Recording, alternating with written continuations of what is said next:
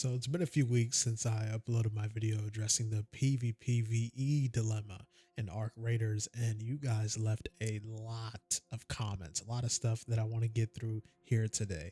And I'm going to go ahead and unfilter out some of the more unserious comments, nothing really adding to the discussion here. Some rage baiting going on, a lot of people trying to insinuate that I'm a PvP monkey, and I need to kind of debunk these allegations. Now, you know, I usually start these videos specifically with PvE clips. In fact, all three of my Arc Raiders videos so far involve some sort of PvE or camaraderie within other raiders, and that's by design. Me personally, I like to play the game in a lot of different ways, and since this is a pretty new channel, I want people to know immediately that I'm engaging with the game on different levels. You know, I'm not just loading in looking exclusively for PvP or exclusively to shoot Arc.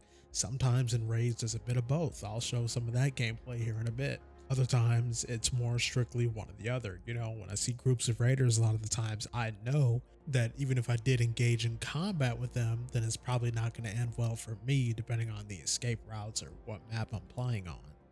On a much smaller scale, when I see a group of Arc, it's probably most of the time best to just sit around in a bush or a building, wait for them to pass, doing surveillance in whatever area I'm currently in so that I can continue on my route.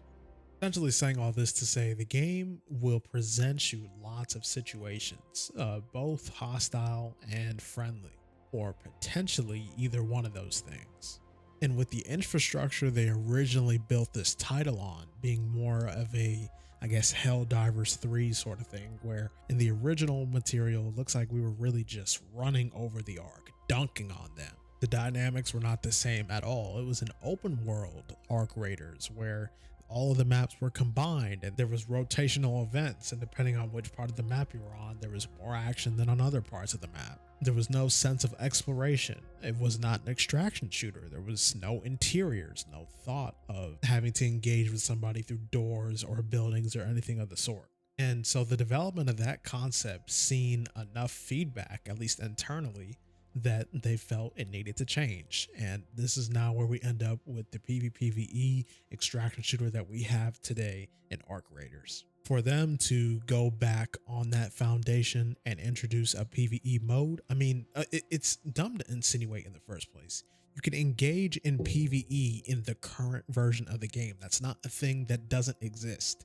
You can do that. It's just a strange idea that with how extremely casual the game already is, that we need to introduce a strictly PvE mode, which, now that I even say it out loud, in practice is putting a whole lot of time and resources into something that could just be put towards making the core experience better. The first things that come to mind are completely overhauling a lot of the progression systems, in my personal opinion. If we're going to put that kind of time and attention into something, it's not going to be a PvE mode. It has to benefit the game. Core progression systems are one of the issues right now that actually need to be talked about, because a lot of people feel like they get to a certain point in the game and they feel that sense of progression start to plateau, or otherwise, you know, they may still be having fun on the game, but they're not entirely sure why they're doing the things that they're doing. Quests, not very significant in terms of progression at all. In fact, they just give you certain items that you can use, which after a certain point in the game, you can craft a lot of those things anyway. The skill tree is mostly composed of skills that are not very noticeable outside of a select few in conditioning, or, you know, the mandatory ones like in raid crafting or security breach. And of course, you know, the decreased stamina burnout rate. Gun balancing and the way that spawns are currently tuned does not really incentivize you to bring out gear. In fact, the expedition system itself does not incentivize players to bring out gear, as it does not value the amount that you've earned over the course of a wipe. It is how much is currently in your stash at the time of expedition. So essentially, why would anybody bother taking gear out to, you know, gamble getting more stash value when potentially 3, 4, 5, maybe even 6 free loadouts could just bum rush them at any point in the game with no regard? There are genuine issues with the game right now that need to see some time and attention. PvE is not one of those things. With that out of the way, we're going to be looking at the comments that are adding something new and interesting to the discussion, that are bringing something of substance to the discussion.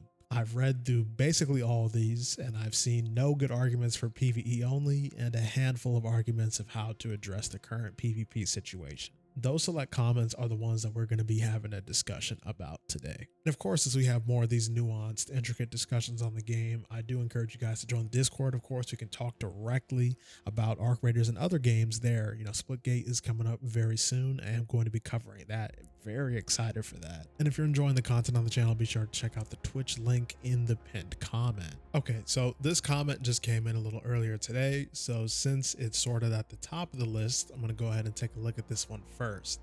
I'm D Fishy says, your view on the PvE isn't necessarily wrong, but I just don't agree with the whole just play a different game view.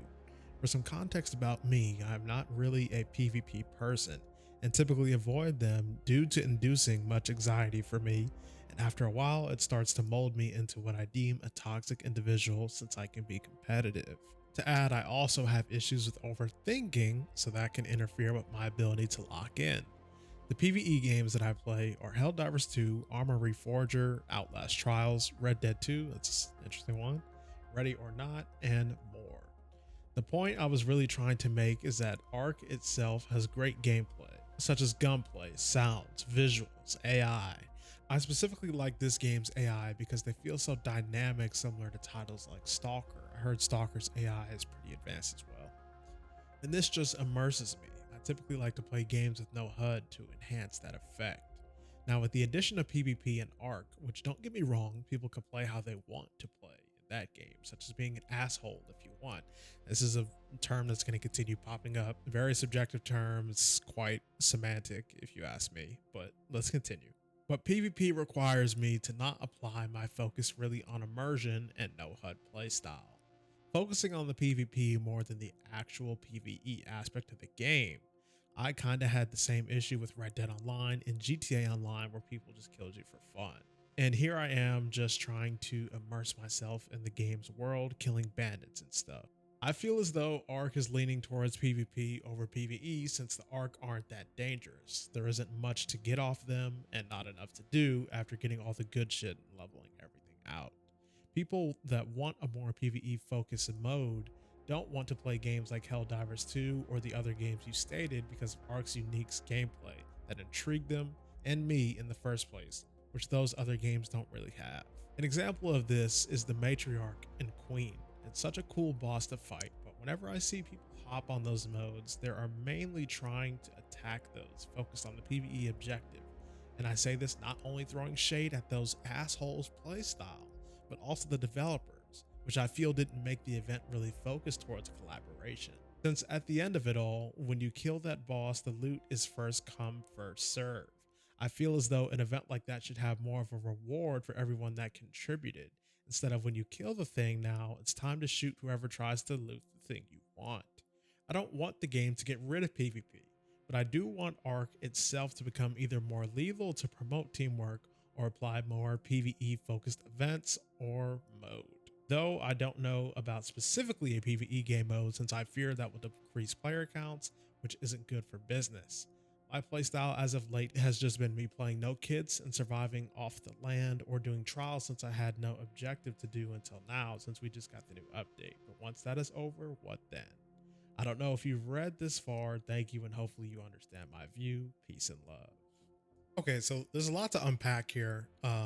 Thank you for the comment first and foremost. There's a few things that I do agree with you here on D. I just want to start off simple. Yes, I do agree with you that the PvE focused mode is not exactly going to be beneficial for the game.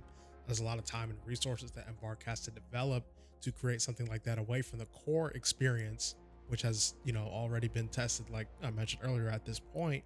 And they decided that at a certain point in development, based on the feedback, what they were noticing, the scale they developed that kind of open world PvE game for was just not working for everybody. There was great moments.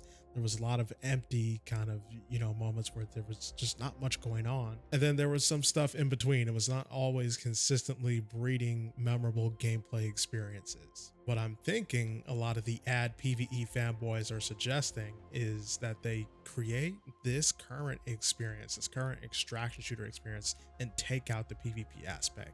I'm going to completely leave my opinion out of this and say, as much as it will cost time and resources for Embark to do something like that, you now introduce a whole different problem for them, which is to completely rebalance the entire game around that mode as well. We need a separate team to monitor how the guns and, you know, armor, loot pool, etc. is performing in those modes, unless they completely split them up, in which case, again, that kind of time and attention can be going to other aspects of the game that need it. If they decide to split the current workload and current team that is working on the overall core experience into two teams who are then going to just work on a PvE aspect of the game, which, okay, I'll go ahead and put my opinion in here now, does not sound that exciting. In a raid of the current version of the game, you can already spawn in and completely avoid both raiders and arc the entire time, loot up and extract.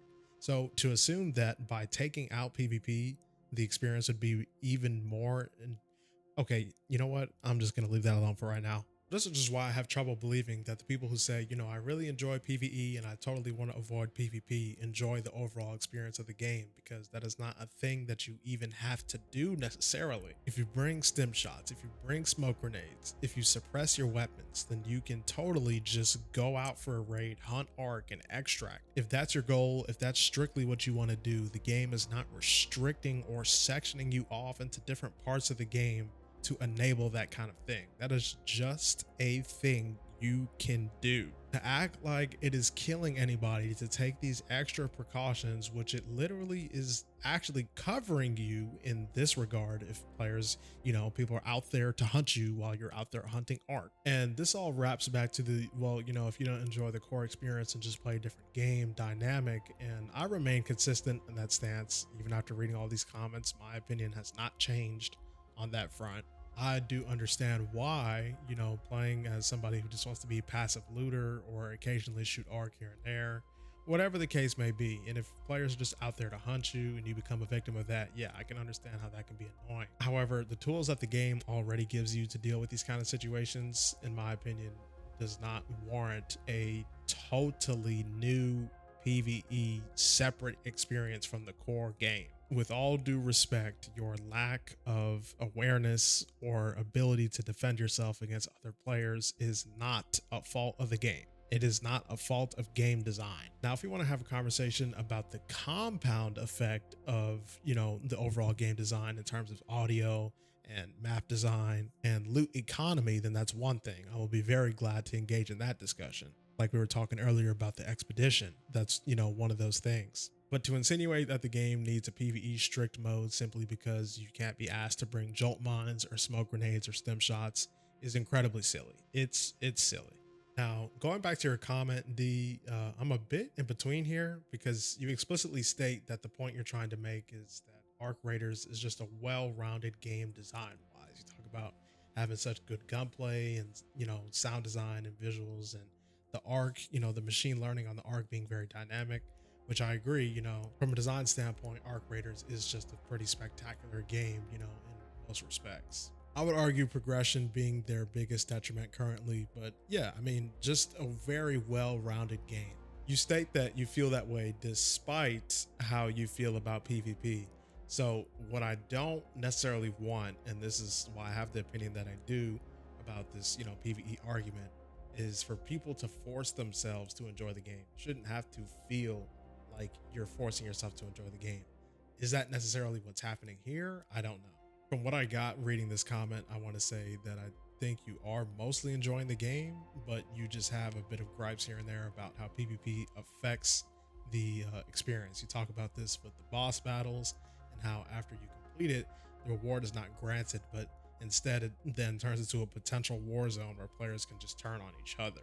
It's in my belief personally that the uncertainty this game provides, where you're constantly on the edge of your seat, you're not forced to collaborate with players, that is a choice, is what makes it so much fun. That would also mean that the losses just don't hurt as much if for some reason, you know, you finish fighting the queen and one person, matter of fact, I'll put a clip up here. I don't have the clip of whenever, you know, I lost to a dude who was fighting me after everybody finished fighting the queen, but it was a long drawn out, like 15-minute fight with the matriarch. And after the fight was over, there was a few bodies left as, you know, people finished looting and they went to go extract. And there was one guy apparently that no one accounted for who had waited to see at the last second. And as I was looting, bam, he took advantage. That's just one of the things that can happen in the game. It was on a free loadout. Thought I was going to make it out with a whole tons of cash and everything, a whole lot of very valuable arc parts. Had some pretty good guns, had some matriarch reactors and everything. But there was just one person there that I couldn't account for. I personally would not have felt as rewarded for that boss fight if as soon as everything was over, I just got to go home with that loot scot-free. And although the progression is one of the larger issues with the game currently, I do think that keeping that extraction element within the boss fights is a good thing. I can't imagine what the previous concept of the game might have been. Like you finish fighting a queen or a matriarch and all the loot just flies into the air and absorbs into the player's body and they just get to go home with the loot. I'm not exactly sure what the problem is here. Is the problem that people can fight each other after fighting the boss, which they, made an active decision to team up and collaborate on together in the first place? Or is it that the loot is not granted to you after you finish fighting? Because ultimately, if it just teleported into your inventory, you would still have to make it back to the extract anyways. So would they not feel some sort of incentive to shoot at each other then when they guaranteed have the loot in their inventory if it just teleported to your inventory? I'm just not really too sure what the big issue there is, but what I do recognize from your comment is there seems to be a bias against PvP. Like in the first couple sentences here, you associate competition with toxicity. You say that you don't want to engage in PvP because by being more competitive, it turns you into a quote unquote toxic individual. You say that by having a focus on PvP, it takes you out of the immersion of the game world and the HUD-less gameplay. And that since people have the opportunity to turn on each other after fighting the bosses, that it just completely takes away from the collaboration factor. And I just disagree with that, because the fact that people don't need to collaborate and they choose to, they actively make that decision, is what makes those gameplay moments of taking down the bosses and extracting as one big lobby so special. It is ultimately a player-driven environment. They gave us the tools and the sandbox to work with it, and they just drop us in there to do whatever we want to do. One streamer I watch who plays almost exclusively solo has also been doing some naked no kit runs, and for the most part sometimes he'll run into duos, trios, even quads. And I've been starting to run more into duos and trios too lately, and those people tend to be quite bloodthirsty for some reason, to the point that I didn't really have a horse in this race on one side or the other for a long time until I started running into those duos, and now I see, okay, there is an issue here. And so I would imagine that during your naked kit runs, you've probably been shot a number of times where you otherwise just don't have shield or a gun or anything to defend yourself with. And you probably thought, damn, that felt horrible. So I think generally we can all kind of agree that there's moments in the game where sometimes it's just like, wow, that guy is just a total asshole. And that's just kind of how it is. I don't think Embark should focus on steering the gameplay towards one direction or another design-wise that either discourages people camping around or discourages ratting or PvP or anything like that. The game is fine the way that it is, bar progression systems. If they start steering people to play one way or another, then I think that will become a serious issue that has to be addressed. But anyways, do greatly appreciate your comment. I hope you're enjoying the Cold Snap event. I have personally not gotten around to it yet, but I'm excited to. Moving on to the next one here, we got Christopher Miller. I think there's a bit of a disconnect here. See, the thing is, when you originally built a game for PvE experience and then added the PvP experience, one falls for the other. Now you have a world built on exploration, fighting the enemy, Ark, not the other players, without the ability to explore, kind of defeats the purpose. You can explore, there's nothing stopping you from exploration. The devs made a bad call, period. If you had the option to, let's say, have a story mode and then enter the PvPvE, that would make sense. How often have we seen devs or directors or script writers not get out of the little bubble they're in to do any real demographics? A lot. We wouldn't even be having these conversations if that weren't the case. The PvP in this game isn't really PvP. That makes no sense.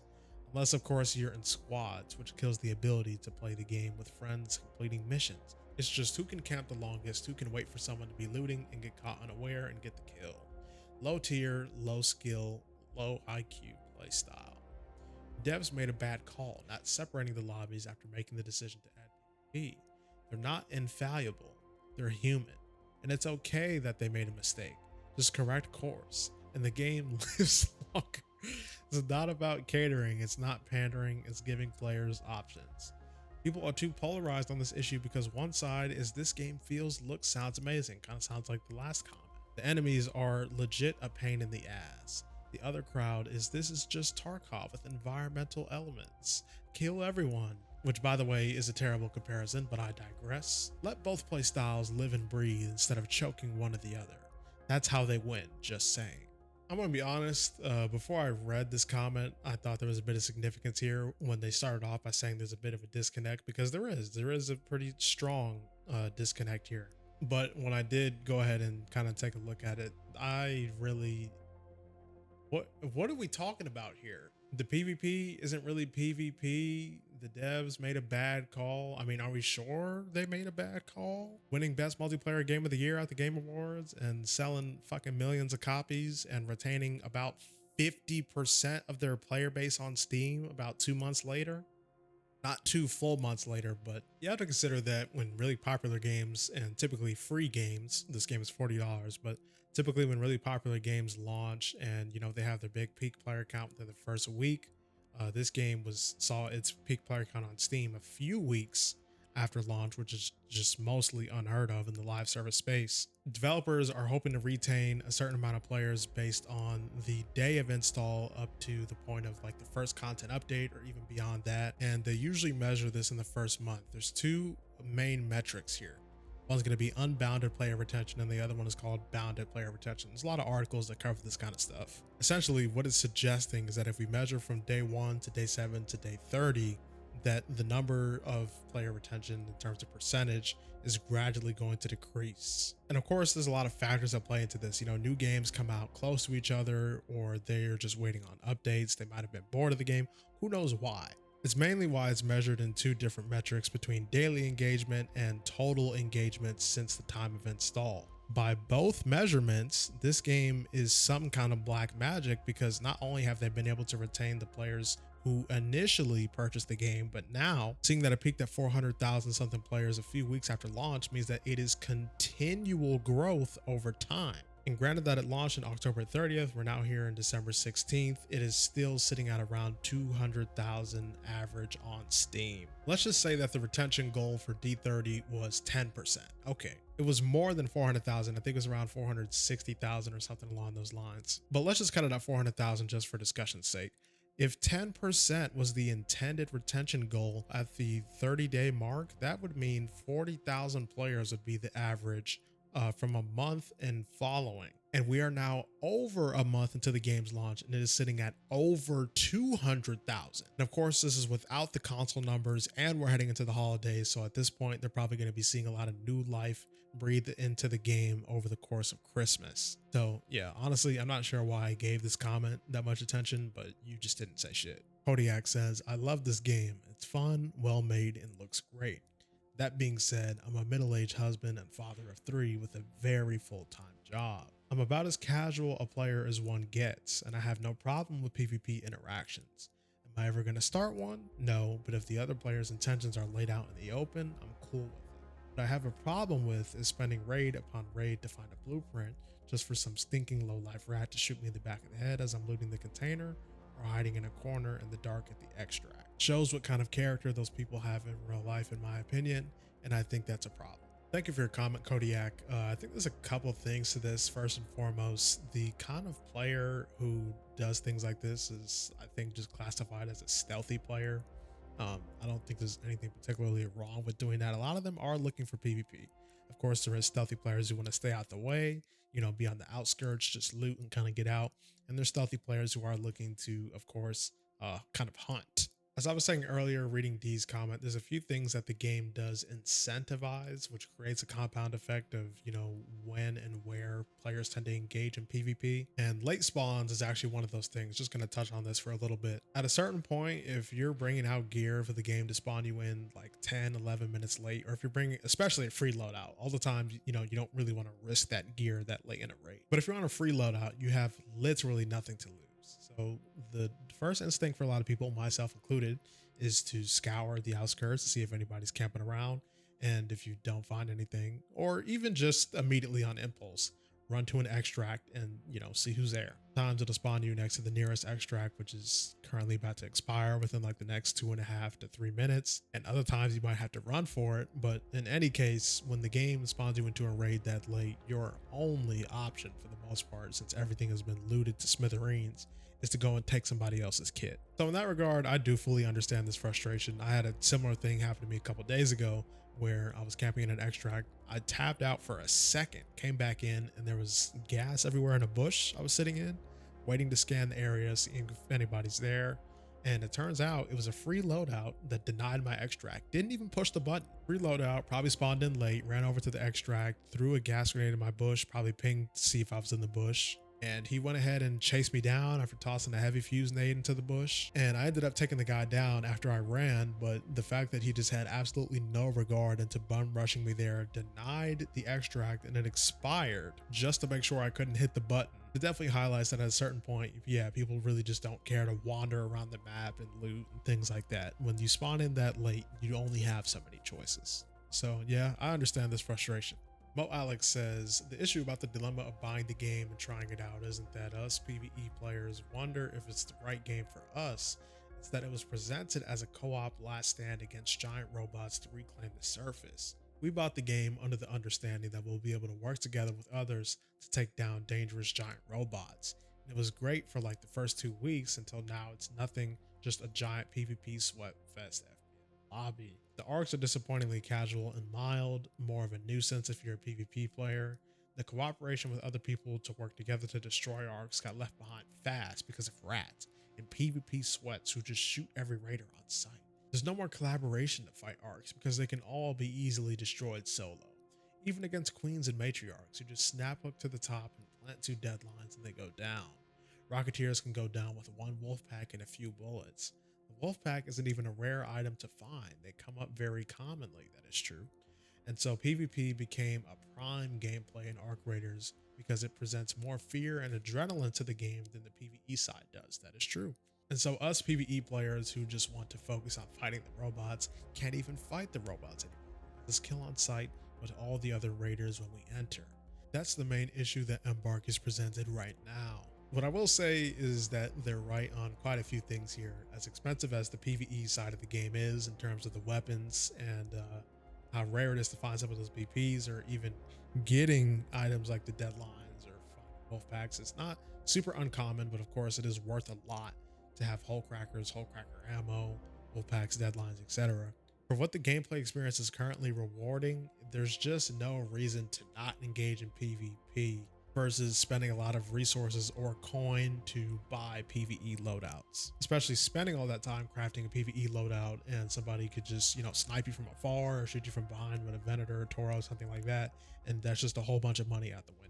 So I will fully agree that in terms of, the value of PvE on paper does not really measure up to the value in game unless you're specifically playing the Harvester or Matriarch. But in terms of like Rocketeers or Leapers or Bastions, it does not measure up. I do personally think this is partially due to the fact that some of the more sought after things in the game can either just be bought, or if you can craft them, they don't require expensive arc parts. And additionally, if you want to make a Pharaoh 4, Stitcher 4 loadout to go out for some PvP, which is extremely cheap to do, it can be incredibly lucrative. So there is a few issues on that front in terms of how they need to balance that out. And in that regard, yeah, I do agree Embark needs to take a look at the disparity there between value and how much it's actually giving you in the practical use of gameplay. In terms of the player interactions, if that's what this person is experiencing, then I've been on both sides of this, so I completely understand. Both sitting in a bush and waiting for somebody to fight Arc, and other players doing it to me. Would taking a look at the value disparity between PvP and PvE kind of change whether people do that? I'm not totally sure. I don't think that they should make Pharaohs and Stitchers more difficult to craft, or make PvE items significantly more valuable to the point that that's all people are really shooting for. But this is seemingly like a really difficult thing for Embark to tackle. So I do think this is something that has to be discovered in a different setting with a lot more attention to it. But this is a pretty good comment here. I'm glad that you brought this up, and thank you for your comment. Bullish says, okay, so PvPvE is one of the best selling points of this game, and it's somehow the most lackluster system in the game. Issues contributing to this: 1. Lack of endgame content. 2. Perception of PvP and PvE. 3. Overuse of free kits. 4. Lack of player identity. 5. One-sided incentives. What needs must be met to consider any possible solution to success? It has to 1. Fit the developer's vision of the game, fit the narrative and setting of the game, provide longevity, identity to multiple types of players and archetypes, and proper incentives to those archetypes. And they start with PvE. They say, so PvE only mode? No. This will segment the player base and in turn makes longevity a less likely outcome. Should always be some sort of map condition up and available to fight larger, more challenging in-game enemies or condition with mechanics, as loot stops being as important at endgame. A heavy arc presence map condition as PvE only might be welcome, but should not be its own queue. And then they talk about PvP here. They say, gameplay wise, PvP feels awesome. TTK might be a slight issue, but that's easy enough to tweak if they want. I will say, I think that Purple Shield is kind of just a bit useless in a game where mobility is so important. And Blue Shield, in comparison to Green, is not that big of a difference that I think it should be. Mostly just insurance for running into rats or getting shot from the back, but not really much more than that in an actual gunfight. The real issue is with the incentives and where they lie, and only catering to a type of toxic player archetype, aka the aggressor. 100% of the incentive to PvP is provided to this player type alone. If they want to kill you for your stuff, there is zero consequence in doing so and 100% upside, especially on free kits. I will agree that using free kits basically gives you 100% benefit regardless of the outcome. But the part that I have to disagree, generally speaking, like especially if you bring out gear, is that there's a benefit for you to PvP. In fact, I would argue that if you bring out gear, it's best for you to stay out the way a lot of the time. But that kind of circles back around to how the game is mostly designed around stealth with audio cues, the map design, all sorts of stuff. The flares is one of the more important things contributing to that as well. And I think in terms of flares, I think there's some interesting things they could do with attachments to kind of remedy that, but I'll save that for a separate video. Only other person who has any incentive is the defender, aka the player being attacked, most likely at a disadvantage. The only incentive they are provided with is not dying. What about everyone else? No one else in the lobby has a reason to go risk their kit and most likely not benefit, true, as free kits are overutilized by PvP mains. Plenty of players like myself would happily PvP or play the role of the sheriff, but there is again, zero incentive. Some sort of system similar to Division 1's Dark Zone. The rogue or manhunt system could be implemented here and provide incentives to more player archetypes and fit with goals that should be accomplished to be considered a success.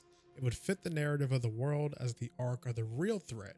It would fit with the PvPvE design choice, unite much of the community rather than segment it, providing more longevity, and it could solve the one-sided issue of incentives. Because as it stands right now, something needs to change.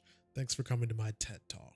Now, this is an absolutely wonderfully cooked up comment here, and I have not played either of the Division games. I was kind of interested in the Division Heartland when they announced that as their free-to-play Division title, but that game ultimately ended up getting canceled, so I just never really thought about the series again. But if somebody can enlighten me further on exactly what he's talking about here, because just looking into YouTube videos and articles is probably not going to give me all the information that I need to cover this substantially, then I will make a separate video talking about the bounties or manhunt system, because I know bounties factions, that's a pretty popular thing that's been talking point in the community lately. So if somebody wants to jump in the Discord and kind of feed me this information and bullet points, then I'll go ahead and make a video on that. But absolutely wonderful comment here. There's a lot of things that I agree with. I think the second thing that I disagree with, small thing that I disagree with, is lack of player identity. I do think there's plenty of different ways that you could approach the game in terms of play styles and how you put your kit together and how you approach your raids. But it's something that is obviously not realized in a game where, you know, like calling cards or icons next to your name or, you know, certain things like that are not present. But when you watch people play the game in different settings, it is very clear that player identity is a thing. But overall, amazing comment, bullish. Thank you for the comment. Langs Noir says, if you're playing solos all the time, then your opinion about how bad the PvP is getting is severely skewed. Right off the bat, this statement is kind of counterintuitive, because I think most of the people, overwhelming majority of the people complaining about PvP are playing solos. They know what to expect when they jump into duos and squads. People are not there to play friendly and quest and all kinds of shit. So I don't know if that really made that much sense. I love solos. It's largely a fun game and there is still PvP, but it's not every single encounter. I have a couple friends I play with too, though, in every single trios match, every single one. For the last week, we just get shot on sight by the first group we run into. Yep, that's on par. That's no longer a PvPvE game, it's a bunch of jerks turning. Yeah, there are a lot of PvE games to play. You can go play other PvP games too. That's such a pointless point. What do you lose by there being a PvE mode? Nothing, other than some easy targets. I think the PvP people are so against the PvE mode because they don't want to have to fight other PvP people all the time. They like the easy friendly targets just trying to save Speranza. To me, that makes the force the PvE people into PvP people the true Care Bear gamers. I mean, okay. Los Jakub, I'm very sorry if I butchered that, says, I say there is schizophrenic feel to this problem. On one hand, the lore leads us to cooperate with the post-apocalyptic story. On the other hand, the gameplay favors rat behavior. I think we can solve this problem and the schizophrenic feel at the same time. How come there are no stories in Speranza about all the hero raiders that saved others and got them home back safely? How come nobody judges the raiders that always come back with a bag full of other people's weapons? Let's say there was a Nicemeter. Speranza's reputation or similar, kind of going back to the whole bounty or faction manhunt system. It takes several games of nice deeds to fill it up, but just one or two games of PvP to completely wreck your reputation. The nicest players will be rewarded in Speranza with defensive gear, shields that actually shield you. Going back to Bullish's comment about how TTK can be slightly adjusted to better reflect the differences in, shield rarity. The Stone Code killers will get cool cosmetics with skulls, etc. This way, the superior protective gear will not ruin the balance, since the people wearing it are never the ones shooting at first sight, and the story makes sense as a bonus. I think that last bit there is a pretty interesting concept in terms of the people having the more, protective gear are not players that shoot on first sight, because typically the whole appeal of extraction shooters is that, zero to hero, you have those big wins and those huge losses and clawing your way back out, getting to a spot of having great gear and lots of money and everything. And Embark is obviously really placing a huge emphasis of this game onto their lore and world building. This is something that they talked about during TwitchCon with how, if they just left this current version of the game to extraction game mode, then it would be a shame, which is kind of slightly hinting at the fact they might be adding more game modes later or expanding on the IP or something like that. I think that'd be really cool, but I'm not sure if it should be handled in the form of a Nicemeter, because like I was saying earlier, just incentivizing players to do one thing or another artificially is not really the way to go about things. I'm not sure if it'd be artificial because nice players will continue being nice, or PvP players will continue to PvP, but somebody who otherwise would be like, oh man, that cosmetic skull, on the other side of the meter looks really cool. I want to get that. So then they start doing a bunch of PvP. If a lot of people think the cosmetics are really cool, then there might not be a lot of the quote unquote nicer raiders according to the meter, or at least according to how the reputation gauges how certain raiders play the game. And in that case, it is artificially kind of influencing people to do one thing or another, which in that case I don't really agree with, but I think you do have a pretty interesting concept here in terms of, it's always going to come back to this sort of system being related to the manhunt, the bounty, or the factions. It might even potentially be a combination of both, but I do want to see this explored a bit more. I want to see if Embark can create an interesting take on it that does not artificially influence people to play one way or another, with incentives that you might look at from something you were otherwise not that interested in and be like, actually I do want to do that because it offers some gameplay, advantages or cool cosmetics or whatever. It's a really difficult thing to balance out, but I do like the idea and I appreciate your comment. Oddball says, I think you made an interesting point about the other games available to players who want the PvE aspect. It's not wrong. It's actually right on the money, I'd say. But an argument that I would put against it is this. Arc Raiders has an amazingly interesting world. The art style is fantastic. The sound design is incredible. The gameplay is fun. I want to experience more of this world they're building, but for a guy like me, I'm not particularly good at PvP in games like this. Bought it a few days ago, been having a blast, and the random players I've met along the way have been great, working together to clear out arc drones, trading loot, or just teaming up or asking for advice. I've gone 6 or 7 rounds now where I've had no social interaction, just straight shooting while I've been looting or not that long after I just started a run. It's part of the game, I understand. Other people thrive in this, and that's great. Enjoy your game. I'd love for there to be a modifier or mode where PvP is disabled.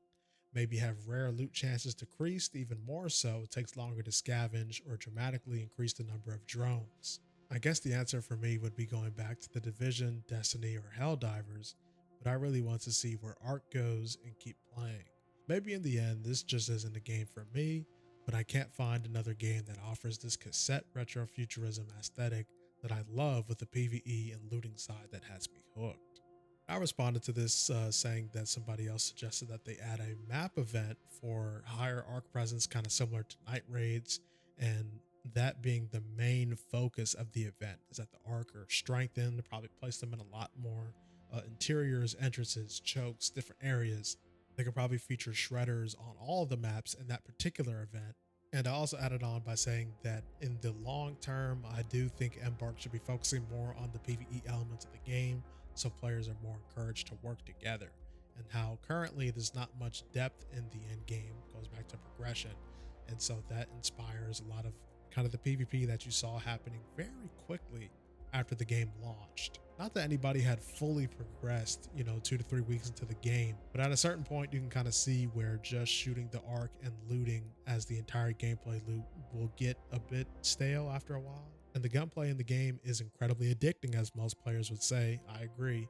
So PvP will naturally just become part of the gameplay loop for a lot of people. But yeah, I do think that would be a pretty interesting concept if they could implement something like that. We did just get the Cold Snap event with the increased loot value, and maybe they could add something similar to that with the arc being a lot more threatening. Who knows? But yeah, appreciate the comment. iSteven64 says, I often see the argument that if you want to PvE, why don't you play Destiny or Helldivers? But the same can be said of the PvP side.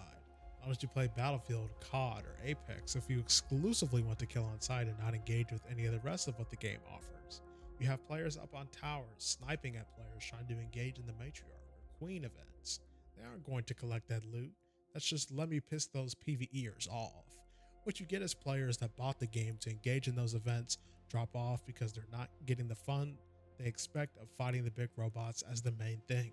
And I just responded saying because PvP players are not complaining about the way people are playing the game. Now, their response was that anytime that a PvE mode and stuff is kind of mentioned, PvP players tend to show up being quite predatory of them, which I do not agree or endorse that at all. But at the same time, of course, PvP players are not advocating for the game to be reworked from the ground up. I think both sides are kind of just not necessarily helping here. But the fact of the matter is the reason why I even pushed that in the first place is because when I'm personally annoyed of live service games, that is exactly what I do. Was playing Apex for a pretty long time before after a certain point, hero balance, gun balance, rank changes was just like, okay, I don't necessarily want to play this game anymore, so I didn't. Same thing happened with Overwatch. Played that game for a little over a year, decided at some point it just was not going to provide the satisfaction that it used to, so I stopped. Off Rivals, same exact thing. Playing ranked solo a lot of the times, I reached my target rank, and at some point I was like, I don't know if I want to keep doing this, so I stopped. I'm not saying this to be funny or to bully people off of the game. I'm saying it because if you don't enjoy the core experience, then you should not force yourself to have fun on the game. That's why PvP players are not playing other games, because they came to Ark, and despite whatever might upset them about the game, they seem to be enjoying it enough to not constantly be complaining about whether or not it should be reworked from the ground up like it already was to create the current experience, to add a whole different queue to the game in PvE. That is why. Last comment that I'm going to dive into here, there was a couple other ones talking about Tarkov, which I think I'm going to reference in a different videos, since those are kind of, when you're comparing the different games, Arc Raiders is my first extraction shooter, so I'm always open to hearing about what, Hunt Showdown or ABI or Delta Force or Tarkov is doing in regards to how that relates to Arc Raiders. And I think that is also reserved for a separate video, because since I don't know much about those games, then of course you guys can enlighten me on that, and then we will have a discussion from that point on. But the last comment here coming from Shackle Buckle is, a problem is that there is a gear gap. For those that know life slash streamers that got to do the security cabinets before they nerfed them, they're miles ahead of those that didn't get to grind. Those people that glitch into the locker rooms before they hotfix them, thank goodness. PvP aspect is great, and if you turn off crossplay, it's actually friendlier. Seems for solos and duos at least.